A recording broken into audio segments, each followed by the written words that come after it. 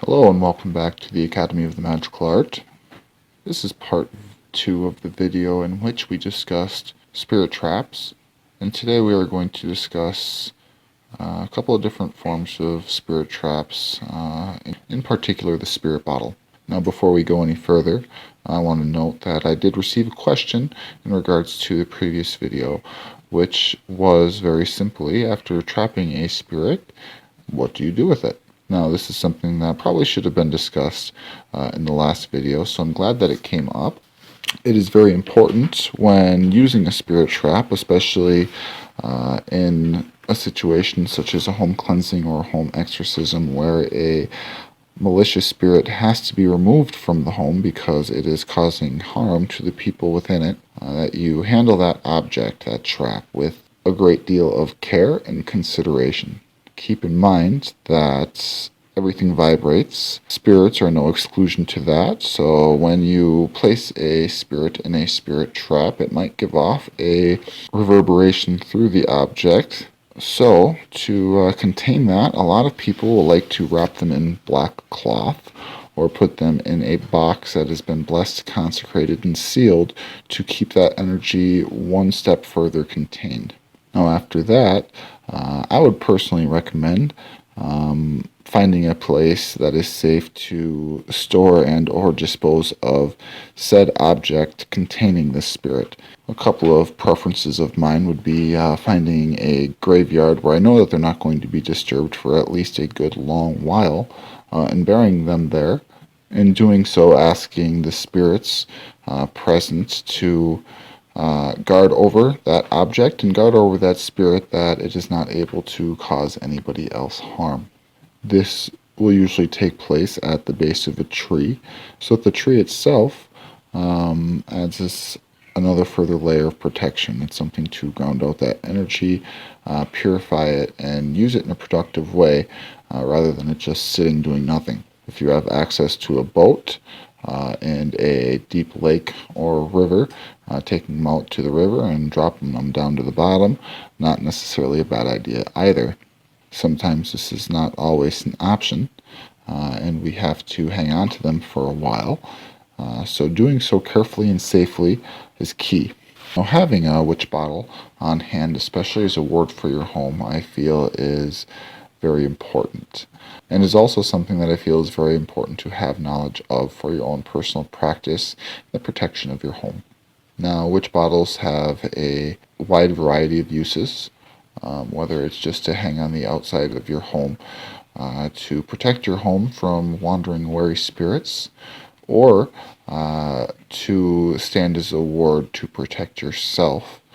Either way, they are very good to have around. Now, witch bottles have the same basic universal components to them.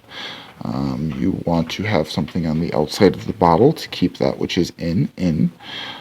You want to have something inside of the bottle to do the same. And you want to have something inside of the bottle to draw that spirit into the bottle, as well as, if possible,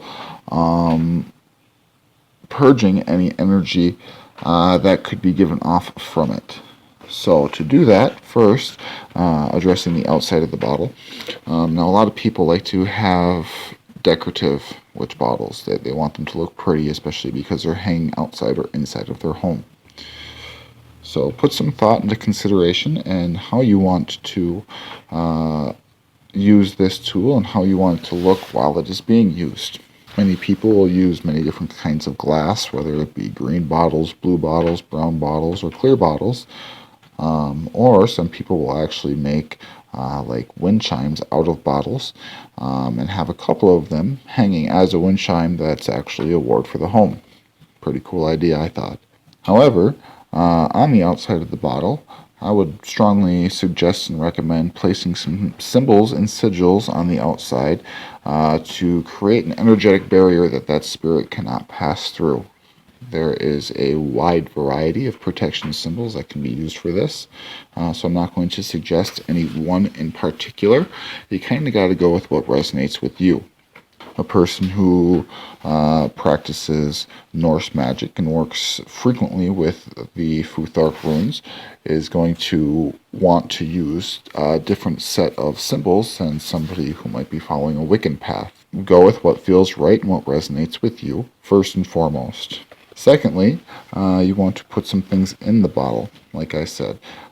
Things such as coffin nails, various herbs such as Hide John the Conqueror, Devil's Shoestring, or Solomon's Root, stones such as hematite or jet to ground the energy out, are all good things to consider. Again, there is a multitude of objects, such as the nails, herbs, or stones, that can be used to do this, so the decision is really reliant upon your preference.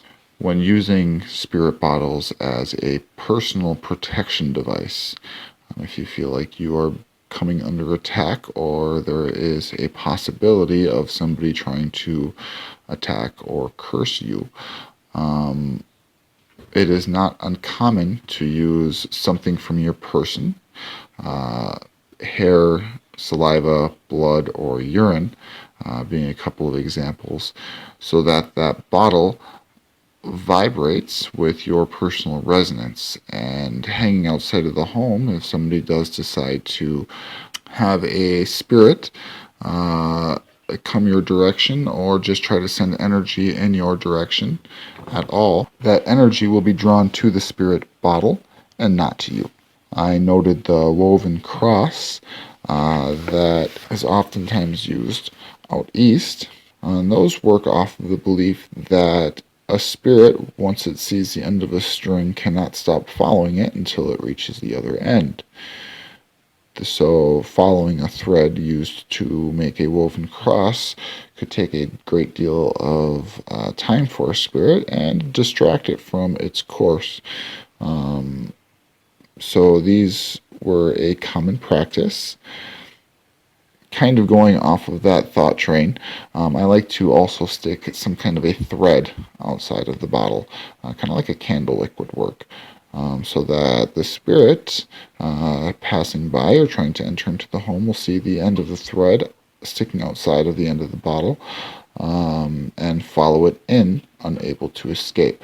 These are all some good things to consider when creating a spirit bottle, and really you can be extraordinarily creative with them. So I suggest looking up some pictures of them, watching a couple more videos, doing some research on various different things that help to trap or bind spirits, and incorporate them how you see fit.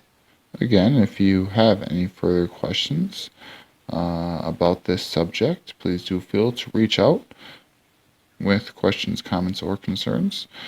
I want to thank you for joining with me today at the Academy of the Magical Art, and until next time, blessed be.